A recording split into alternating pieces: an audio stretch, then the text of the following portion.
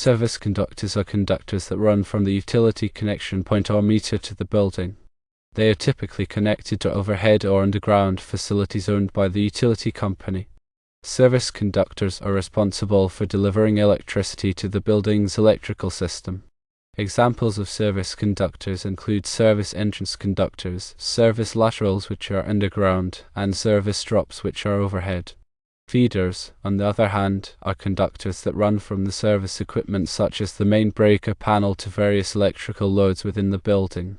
Feeders are responsible for distributing electricity to subpanels, branch circuits, and individual appliances or devices. Feeders can be located either inside or outside the building. Examples of feeders include panel feeders that run from the main breaker panel and branch feeders that run from subpanels or panel boards. The demarcation line between service conductors and feeders is the point where the conductors connect to the service equipment, usually the main breaker panel or the meter. There are key differences between service conductors and feeders.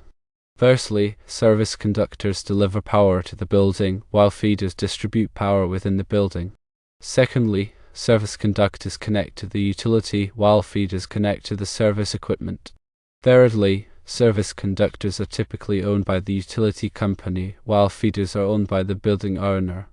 Finally, service conductors are protected by the service entrance conductors and equipment, while feeders are protected by the overcurrent protection devices in the respective circuits they serve. Understanding these differences is crucial for safe and efficient electrical system design and maintenance.